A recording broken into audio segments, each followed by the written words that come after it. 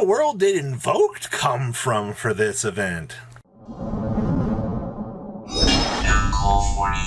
Don't think 30% of you that have not smashed the ever-living crap out of that subscribe button. Smash it so you guys don't miss out on more awesome content. I have no idea where Invoked branded came from, because that concept I thought had been dead for a very, very long time, but it's here, and it showed up as a one-of in the top cut for this event, which I actually think is kind of wild. Now, for El Salvador here, things are a little bit more interesting than we've seen in a lot of other regions here, where we actually have Super Heavy Samurai actually taking over as the most dominant deck in the room here, but there's not any Kashtira whatsoever to be seen, which is actually, I think, the most wild thing about this event.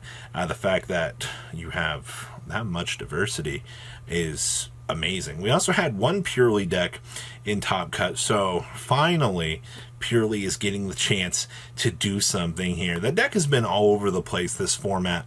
It had some very early success, but the more that Kashtira has dominated things, it has kind of struggled out here. We also had one Math Mech, yay, OTK machine.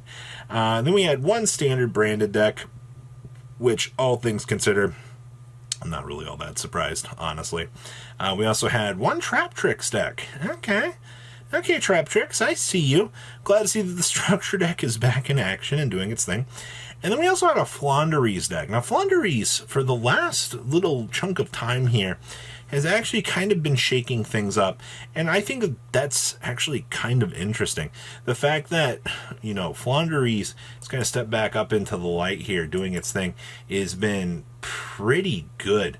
I mean, outside of that, like I said, Invoked doing its thing here is by far one of the most interesting little things out of this regional. So, I mean, does it look very healthy and diverse? Yeah, absolutely. But considering other regions, it's been a whole lot worse. Let's pass on over to top deck list. Starting our event, to nobody's surprise, is Super Heavy Samurai.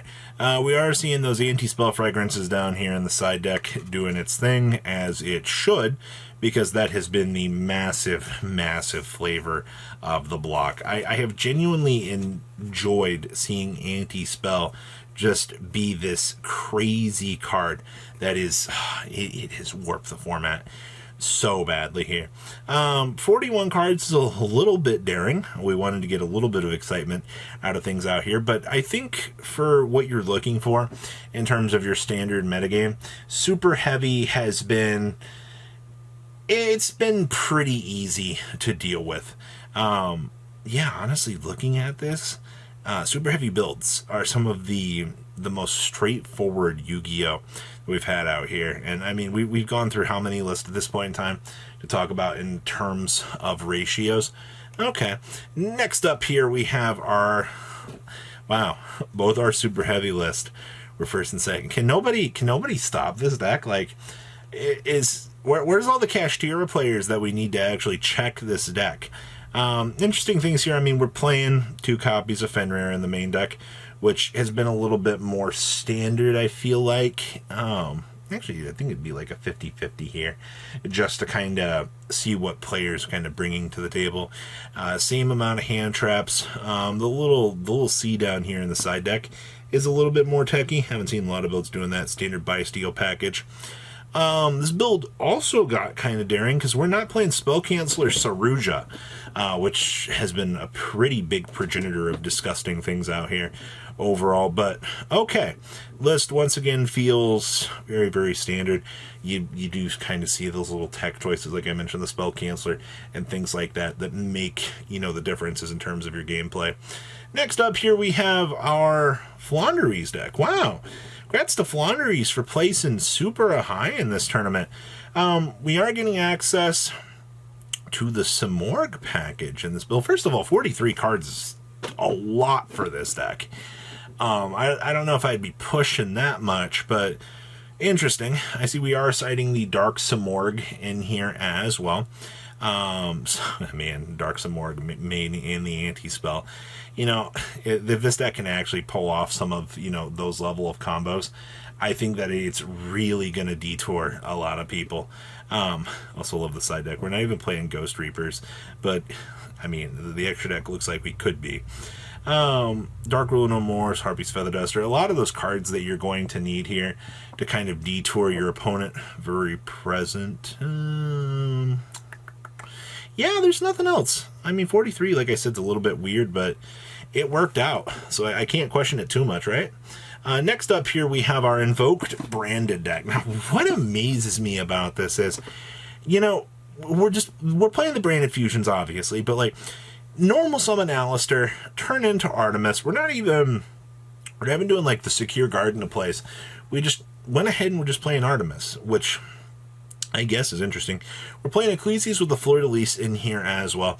So this build, I guess, just wants to roll super poly and things like that. Nadir Servants to kind of clean up a lot of things. I notice we're not playing the Shadal package in here for the immediate access to the window, but I don't know. I think that this is just kind of interesting overall to see what we're dealing with here. We're also citing the Pankratops down here as well to modern era or the former Fenrir, right? Next up here we have our Trap Tricks deck. Glad to see that this is the DLC structure deck. Yeah, I see we're playing 2 talents. Hey, good news. You don't need Pot of Prosperities for this version of the deck. That's actually a pretty gosh darn good improvement, actually. The fact that, let's see here, we're main decking the Torrential Tributes, which I've kind of noticed Torrential was kind of starting to come back in a little bit near the end of last format. But, okay, I see that we also have Talents and Dark Rollers in here. You're definitely going to need those board breakers, and of course evenly matched. This deck can't evenly break a board quite as, well as it was allowed to last format.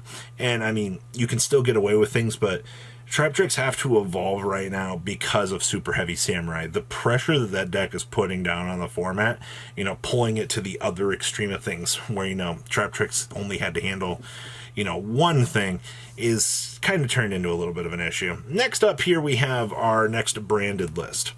Now, we are main decking Expulsion. Where's my gimmick puppet? Yep, there's the gimmick puppet. That's the Billion. We're playing 48 cards. What is it with branded players always constantly feeling the need to play to play the power cards, man? Like, the crossout doesn't here. If you're going to play 48 cards, you may as well try to make it 49. Put in the third crossout so you can, see it a little bit more. We are playing the one Rainbow Magician. This deck gets away with reviving it from the graveyard, which is always crazy to me that they just kind of built that into this deck. And then, of course, we are playing the Nadir Servant package. I did mention a lot at the beginning of the format. The branded players were having massive arguments amongst each other if they wanted to have that included in their deck, and we have one of the very few builds that has had success out here for branded actually doing its thing. So, alright, but outside of that, man, branded is still limping. It amazes me how hard this deck actually has at this format. Next up here we have Mech, and this is Mech with the Firewall package. We have seen builds that have had success out here without the Firewall package, and I think that's pretty good in and in itself, but the fact you can just go ahead and put in Defensors and the Firewall Guardian for, the free revive extension and, the ability to streamline the Neo Terahertz OTK is pretty good. But once again, you don't have to play this stuff. It could save you, you can save a lot of money by switching to Geico. Yeah, by switching out your Firewall package. So, free little DLC. Outside of that, still playing Small Worlds, still playing a lot of that same standard stuff, but this build feels like we've cut off the fat and we're a lot more hand trapped. You need to play those rolls. Like, it is another card to bridge the gap, but okay. I have nothing else really to talk about this. I guess the last thing to mention is like the crossout detonators in the side to kind of edge out, some of the bad for the format. And then we have our Purely deck. Wow, Purely barely made it into top 8. Yikes. This build is playing the Grapha for Dark World. We've actually kind of seen a lot of these versions out here trying some kind of cute things. The fact that, you can just yeet the Grapha out of your hand, spot removal something, normal snow, bounce it back. You now have a free monster on the field to attack with. It's interesting. We're still seeing those vanities, seeing a lot of the same cards that we've been used to seeing present down here, still doing their thing. So that is our breakdown for El Salvador. What do you guys think? Please leave a comment down below what you guys think, and I'll see your beautiful faces back here later in the day, guys. Peace out. patrons. Thank you.